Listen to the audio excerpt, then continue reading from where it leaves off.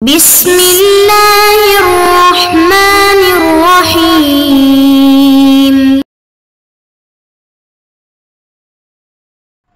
بسم اللہ الرحمن الرحیم۔ عزیز طلباء اور طالبات، السلام علیکم ورحمۃ اللہ وبرکاتہ۔ مقاصد حصہ چہارم کو ہم پڑھ رہے ہیں اور اس کا سبق ہم آج شروع کر رہے ہیں۔ اس سبق سے پہلے جو ہے وہ جو بیان کیا گیا سبق، اس کا خلاصہ یہ تھا کہ ایک مسئلہ گزشتہ میں ہم نے بیان کیا تھا کہ خیار مجلس جو ہے صرف اور صرف عقد بیع میں ثابت ہے، حاصل ہے، اس کے علاوہ کسی عقد میں حاصل نہیں ہے۔ جی آج نئے مسئلہ اور نئے ٹاپک کے ساتھ جو ہے وہ اس سبق کو شروع کریں گے، اور اس کا عنوان ہے مبدأ ھذا الخیار من۔ تو اس خیار کا ٹائم کب سے شروع ہوگا اس بارے میں بات چلے گی۔ ہم بسم اللہ شروع کرتے ہیں۔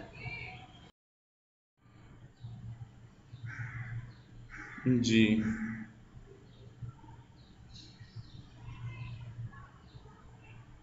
مسئلہ مبدأ ھذا الخیار من حین العقد لأن الظاہر نص البیع۔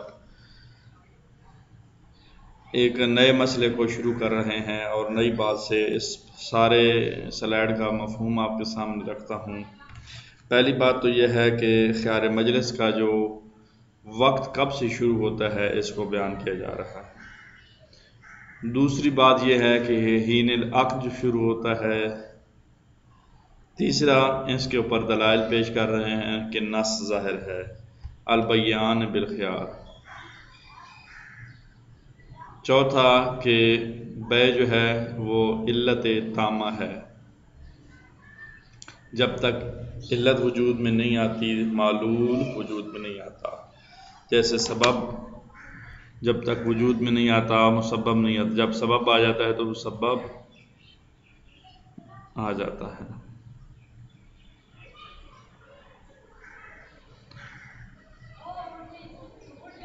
چوتھی بات فتوی علماء بھی اس سے بھی ظاہر ہے کہ یہ جو خیار کا وقت ہے وہ حین العقد ہے، حتیٰ کہ بیع صرف اور سلم میں بھی جس میں قبض نہیں ہوتی۔ پانچویں بات کہہ رہے ہیں کہ اس میں کوئی اشکال نہیں ہے کہ خیار کا وقت حین العقد ہے، لیکن اگر ہم اس صورت میں یہ ہوگا جب تقابض کے وجوب کو مجلس میں ہی واجب قرار دیں، اس چیز کے قائل ہو جائیں۔ اور صرف اور سلم میں یہ وجوب تکلیفی ہے، یعنی حکم تکلیفی ہے۔ چھٹی بات اس پر دلیلیں کہ یہ ہم اس کو اگر وجوب تکلیفی قرار دیں تو اس کا ترک کرنا معصیت ہوگا، گناہ ہوگا اور عذاب کا باعث بنے گا۔ پہلی دلیل کہ یہ ربا لازمی ہے، یہ ربا حکمی ہے نہ کہ دوسرا، جیسا کہ تذکرہ میں اس کی وضاحت ہو چکی ہے۔ دوسری دلیل کہ وفا عقد کے ساتھ واجب ہے، کیوں؟ وجہ وجوب تکلیفی ہے، اگرچہ اس میں اس کا اثر بھی ظاہر نہ ہو۔ مثلا ایک چیز قبض ہی نہیں ہوئی، اگر قبضے میں ہوتی جس طرح بیع سلم ہے، لیکن کہہ رہے ہیں کہ اس کا ثمرہ بھی ہوتا ہے۔ کیسے ثمرہ ہوتا ہے؟ اس کا ثمرہ ایسے ہوتا ہے کہ اس کو فسخ کیا جا سکتا ہے، اس کو لازم کیا جا سکتا ہے۔ لازم یا فسخ ہو گیا نا، اگرچہ وہ تقابض جو وہ نہ بھی ہو، قبضہ نہ بھی ہو، مبی جو ہے وہ قبضے میں نہ بھی آئے۔ پانچویں بات، چھٹی بات کہ اگر تقابض کے وجوب کے قائل ہو تو یہ باتیں ہم نے جو کی تھی، تکلیفی ہے، حکم تکلیفی اور اس پر دلائل، لیکن کہہ رہے ہیں کہ اگر تقابض کے عدم وجوب کے قائل ہو جائیں کہ واجب نہیں ہے، تو پھر تو اس کا ترک کرنا جائز ہے، اور جو ہی محفل جدا ہوگی تو پھر عقد جو ہے وہ باطل ہو جائے گا، عقد جو ہے وہ ختم ہو جائے گا۔ پھر اس خیار کے اثر ہونے میں خفا ہے، اس کے اثر جو ہے وہ مخفی ہے۔ وہ کس طرح اثر مخفی ہے؟ وہ اس طرح مخفی ہے کہ دونوں متعاقدین جو ہیں ان کی سلطنت باقی ہے، ان کی قبضہ باقی ہے علی ملکہ، اپنی ملکیت پر، اور عدم حق لأحدہما فی مال الآخر، دوسرے کے مال میں کوئی جو ہے وہ حق نہیں ہے، دوسرے کا حق جو ہے وہ نہیں، بلکہ اپنی ہی ملکیت میں ان کا اثر ہوگا اور قبضہ ہوگا۔ چھٹی اور آخری بات کہہ رہے ہیں کہ نہیں ممکن ہے کہ خیار کا اثر جو ہے وہ عقد کے خارج ہونے کو صاحب خیار فسخ کر سکتا ہے، یہ اثر ممکن ہے۔ وہ کس سے خارج کر سکتا ہے؟ ان قابلیت لحوق القبض الملک، کہ مملکت جو مملوک ہوتی ہے اس کے قبضے کو ملحقہ، جو بعد میں قبضہ ہونے والا ہے، جو بعد میں ملکیت میں آنے والی ہے، اس کو فسخ کر سکتا ہے۔ اور آٹھویں اور آخری بات کہ اگر خیار کے سقوط کی شرط کو فرض کیا جائے عقد میں تو پھر عقد خارج نہیں کیا جائے گا، صرف شرط کے فسخ کرنے کے ساتھ، تو یہ اثر جو ہے وہ ہو سکتا ہے۔ یہ چیزیں تھیں آپ کے سامنے میں نے رکھی ہیں، اور انہی کو ترجمے کی شکل میں جو ہے وہ بیان کرتے ہیں۔ آئیں متن کے ساتھ ترجمہ بیان کرتے ہیں۔ مسئلۃ مبدا ھذا الخیار من حین العقد لأن ظاہر النص، کہہ رہے ہیں کہ اس مسئلے میں کیونکہ مسئلے بہت سارے، ہم نے کہا کہ 5-6 مسئلے بیان کریں گے، تو ان میں سے ایک مسئلہ یہ بیان کیا جا رہا ہے خیار مجلس کے حوالے سے، کہ اس خیار مجلس کا ٹائم اور وقت جو ہے حین العقد، جب عقد ہوتا ہے، صیغہ عقد جاری ہوتا ہے، پڑھا جاتا ہے، تو اس صورت میں ہی شروع ہو جاتا ہے۔ کیوں؟ لأن ظاہر النص، اس کے اوپر دلیل موجود ہے۔ وہ دلیل کیا ہے؟ البیعان بالخیار، کہ بیع جو ہے وہ خیار کے ساتھ ہے۔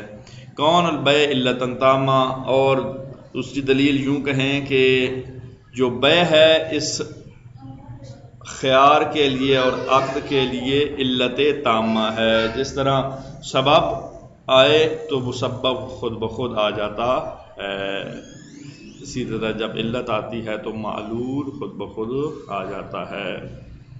ومقتضیٰ کا ظاہر الفتویٰ، اور فتوی علماء سے بھی یہی ظاہر اور یہی تقاضا کرتا ہے، کیا کہ شمول الحکم للصرف والسلم قبل القبض، حتیٰ کہ وہ بھی عقد اس میں شامل ہیں جن کا نام بیع صرف ہے، بیع سلم ہے، اور ان کا قبضہ جو ہے وہ بعد میں ہوتا ہے۔ ولا اشکال فیہ، اس میں کوئی اشکال نہیں ہے، یعنی کیا کس میں کوئی اشکال نہیں ہے؟ کہ خیار مجلس کا وقت جو ہے وہ حین العقد ہوتا ہے، اس میں کوئی اشکال نہیں ہے۔ بات مکمل ہو گئی۔ اب آگے 2 اقوال، کہ یا تو ہم تقابض کے وجوب کے قائل ہوں گے یا تقابض کے وجوب کے قائل نہیں ہوں گے۔ لو قلنا بوجوب تقابض، اگر ہم مجلس میں ہی بیع صرف اور سلم میں ہی تقابض کے وجوب کے قائل ہو جائیں، اور وجوب تکلیفی ہو، وجوب تکلیفی کا معنی یہ ہے، وجوب تکلیفی کا مطلب یہ ہے کہ ہم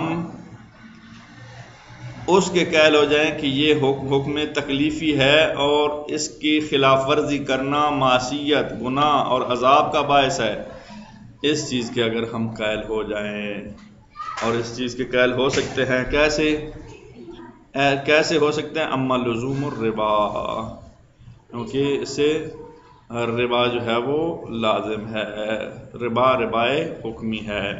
کما صرح فی بہی فی صرف التذکرہ، جیسا کہ واضح کیا گیا ہے بے صرف میں، تذکرہ میں۔ وَأَمَّا لِوُجُوبِ الْوَفَاءِ بِالْعَقْدِ، اور دوسرا جو ہے اس میں دو رائے نہیں ہے، اوفوا بالعقود وغیرہ وغیرہ، ان میں وفا جو ہے وہ واجب ہے۔ عقد وَإِن لَمْ يَكُنْ بِنَفْسِهِ مملکاً، اگرچہ جو ہے وہ بِنَفْسِهِ ملکیت نہ بھی ہو، کیوں واجب ہے؟ لِأَنَّ ثمرۃ الخيار حينئذ جواز الفسخ، کیونکہ خیار کا ثمرہ یہ ہے کہ فسخ جائز ہے۔ فلا یجب التقابض، تقابض جو ہے وہ واجب نہیں ہے۔ اور دوسری چیز کہ جب قائل ہو جائیں، اما لو قلنا، اگر ہم قائل ہو جائیں بعدم وجوب التقابض، کہ تقابض واجب نہیں ہے، تو اس صورت میں وجواز و ترک اور اس کا ترک کرنا جائز ہے،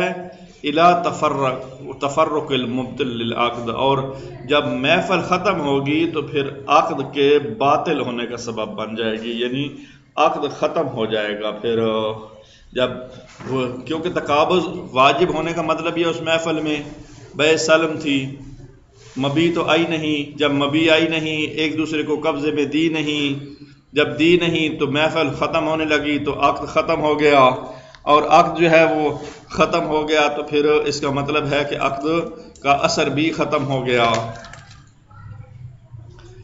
لہذا عقد باطل ہو گیا۔ اب اس کے اثر کے بارے میں ففی اثر الخیار خفاء، اس کا اثر جو ہے وہ مخفی ہے، یعنی ہمیں صحیح کنفرم نہیں ہو رہا کہ اس کا پھر اثر کیا ہوگا۔ ایک عقد ہوا ہے، محفل جمی ہے، پھر اس کا اثر بھی نہیں ظاہر ہو رہا اور عقد بھی باطل ہو گیا ہے، اور چیز قبضے میں بھی نہیں ہے، قبضے میں آتی تو آگے پھر اس کا استعمال اور تصرفات کی بات آتی ہے، تو اس وجہ سے اس کے اثر جو ہے وہ مخفی ہو گئے۔ کہہ رہے ہیں کہ ففی اثر خیار خفاء، مخفی ہیں، کنفرم نہیں ہے، یوں کہیں۔ کیوں کنفرم؟ لأن المفروض، کیونکہ فرض ہے کہ بقاء و سلطنت کل من المتعاقدین، فرض یہ ہے کہ متعاقدین میں سے ہر ایک کی اپنی اپنی، بائع کی مبی پہ اپنا قبضہ موجود ہے، ثمن پہ مشتری کا قبضہ موجود ہے، علامل کی وعدم حق لأحدہما فی مال الآخر، اور ثمن استعمال نہیں کر سکتا بائع جس نے لیا ہے، اور مبی استعمال کر نہیں سکتا مشتری جس نے خریدی ہے، تو یہ پھر وہ اثر نہیں ہے نا ظاہری طور پر۔ فرض تو یہ ہے کیونکہ تقابض واجب تھا، تقابض واجب ہونے کی وجہ سے وہ ملکیت بھی شفٹ نہیں ہوئی، تصرفات بھی شفٹ نہیں ہوئے، یہاں تک بات۔ وَيُمْكِنُ، آگے اس معاملے کو ٹھیک کر رہے ہیں کہ ممکن ہے کہ یکون الاثر الخیار، بھائی خیار کا اثر ممکن ہے، یہاں بھی کچھ نہ کچھ اثر ممکن ہے۔ کیسا؟ خروج العقد بفسخ ذی الخیار، بھائی صاحب خیار اس عقد کو فسخ کرنے کی صلاحیت اور قابلیت رکھتا ہے، ان قابلیت لحوق القبض المملک، جو اس کو آنے والی ملکیت حاصل ہونے والی ہے، لاحقہ ملحقہ بعد میں، اس کے فسخ کرنے کی صلاحیت رکھتا ہے، تو یہ ایک اثر اس میں ہے۔ اور دوسرا اثر لو فرض اشتراط سقوط الخیار فی العقد، اگر عقد میں خیار کو ساقط کرنے کی شرط کو فرض کیا جائے تو لم یخرج العقد، کہ پھر عقد خارج نہیں ہوگا بفسخ المشروط علیہ عن قابلیت تاثیر، تو قابلیت تاثیر سے مشروط کو فسخ کرنے کے ساتھ عقد جو ہے وہ ختم نہیں ہوگا، اگر فرض شرط کی ہوئی ہو۔ تو اس سے پتہ چلا ہے، نتیجہ باس یہ ہوا کہ اس خیار میں وقت جو ہے حین العقد ہوتا ہے، چاہے بے سلم ہو، چاہے بے صرف ہو، چاہے دوسری کوئی بے ہو۔ آج کے لیے اتنا ہی کافی، انشاءاللہ اگلے سبق میں نئے ٹاپک کے ساتھ۔ خدا حافظ۔